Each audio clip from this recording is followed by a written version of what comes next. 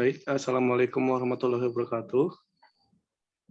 Kami dari kelompok 13 yang beranggotakan Arif Firdaus, Magimun, Adam Unggul Sulaksono. Di sini kami akan mempresentasikan hasil laporan akhir praktikum perencanaan dan pengendalian produksi. Next.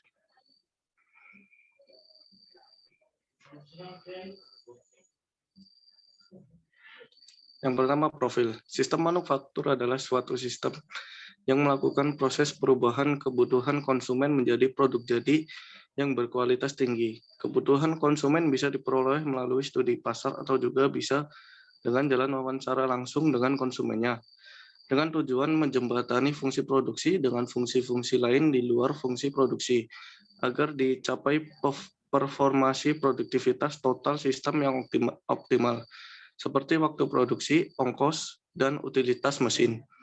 Industri manufaktur dengan sistem make to order akan memproduksi beberapa atau beragam jenis produk. Pihak produsen harus mampu untuk membuat desain produk dan desain proses yang benar agar keinginan dan harapan dari pelanggan dapat terwujud. Dari desain produk ini dapat diketahui komponen penyusun apa saja untuk memproduksi produk yang diinginkan, dan desain proses dibutuhkan dalam memproduksi dari suatu proses ke proses yang lain. Adapun produk yang dibuat oleh kelompok kami adalah pompa galon. Nama produknya adalah pompa galon non-elektrik. Next. Yang pertama, produk di samping merupakan gambar dari produk pompa galon non-elektrik. Yang pertama, untuk keterangan nomor 1 yaitu bagian penekan pompa, nomor 2 tabung, nomor 3 pegas elastis, nomor 4 tutup bagian bawah, nomor 5 pipa keluaran air, nomor 6 dudukan pipa galon, nomor 7 ring pengunci, dan yang terakhir nomor 8 pipa saluran air. Next. Bill of material yang pertama, nama komponen produk jumlah 1 material plastik ukuran 11 x 67 cm. Yang kedua, penekan pompa jumlah 1 material plastik ukuran 5 x 11 cm. Yang ketiga, tabung jumlah 1 material plastik ukuran 10 x 11 cm. Keempat, pegas elastis jumlah 1 material karet ukuran 10 x 18 cm. Yang kelima, tutup bagian bawah jumlah 1 material plastik ukuran 2 x 11 cm. Yang keenam, pipa keluaran air jumlah 1 material plastik ukuran diameter 2, panjang 12 cm. Yang ketujuh, penutup pipa jumlah 1 material plastik diameter 2,3. Yang kedelapan, dudukan pipa galon jumlah 1 material plastik ukuran 3 x 10 cm. Yang kesembilan, ring pengunci jumlah 1 material plastik diameter 6. Yang terakhir, yang ke-10, pipa saluran air jumlah 2 material plastik ukuran diameter 2, panjang 22,5 cm. Next. Kemudian untuk forecasting, di sini kami melakukan forecasting dengan 3 metode. Yang pertama, metode Consta. Yang kedua, metode exponential smoothing, dan yang ketiga, metode moving average. Untuk yang pertama, metode Consta. Pada metode Consta didapatkan nilai error terkecil menggunakan perhitungan metode MAP atau Mean Absolute Percent Error dengan hasil akhir 7,632. Yang kedua, metode exponential smoothing. Pada metode exponential smoothing didapatkan nilai error terkecil menggunakan perhitungan metode MAP dengan hasil akhir sebesar 0,404. Yang ketiga, metode moving average. Pada metode moving average didapatkan nilai error terkecil menggunakan metode MAP dengan hasil akhir sebesar 2,23.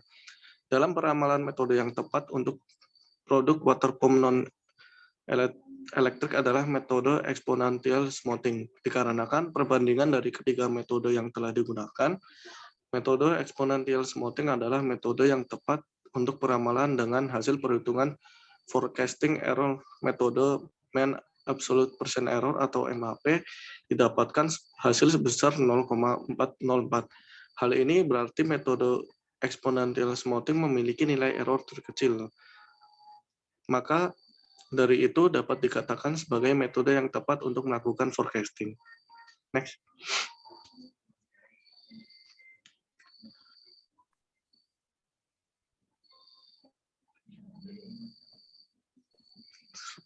Selanjutnya agregat planning. Di sini kami menggunakan 6 metode. Yang pertama metode cash previous dengan hasil akhir sebesar 12166. Yang kedua metode constant ragtime dengan hasil 12.166. Yang ketiga metode transportation dengan hasil 10.528. Yang keempat metode cash previous dengan hasil 15.532. Yang kelima metode constant ragtime dengan hasil 15.399. Yang terakhir metode transportation dengan hasil 7.312. Dengan menggunakan data di samping dapat disimpulkan bahwa hasil pengolahan agregat planning perusahaan dapat memproyeksikan demand dan kapasitas selama 6 periode produksi dengan menggunakan regular time dan overtime dengan nilai biaya paling minimum sebesar $7.312. Next. Selanjutnya akan dijelaskan oleh teman saya, Wagimun, dipersilahkan. Baiklah, di sini saya akan menjelaskan MPS-nya. Ini adalah tabel MPS. Berdasarkan dari tabel tersebut, analisa di atas maka dapat disimpulkan bulan Januari hanya minggu keempat yang boleh melakukan ATP dan tidak boleh pada minggu kedua. Kemudian untuk bulan Februari dilakukan ATP pada minggu ke-1, 2, dan 4. Kemudian bulan Maret boleh dilakukan ATP pada minggu ke-2 dan 3. Kemudian pada bulan April boleh dilakukan ATP pada minggu ke-1 dan 2. Sedangkan minggu ke-4 tidak boleh dilakukan ATP. Kemudian pada bulan Mei boleh dilakukannya ATP pada minggu ke-2 dan minggu ke-4. Tidak boleh dilakukan ATP. Kemudian bulan Juni tidak boleh dilakukan ATP pada minggu ke-3.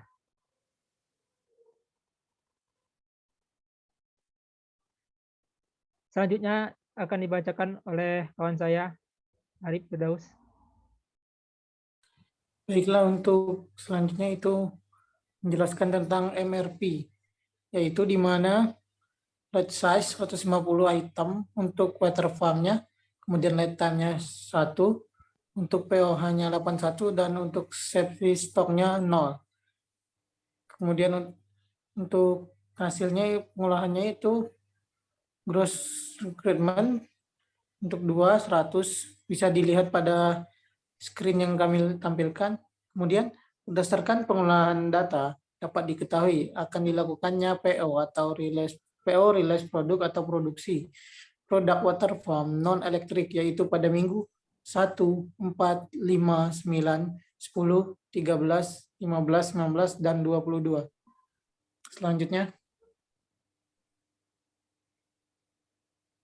Kemudian untuk CRP-nya itu bisa dilihat pada tabel itu kebutuhan kapasitas per jam untuk line 1 sampai 22 itu bernilai 77.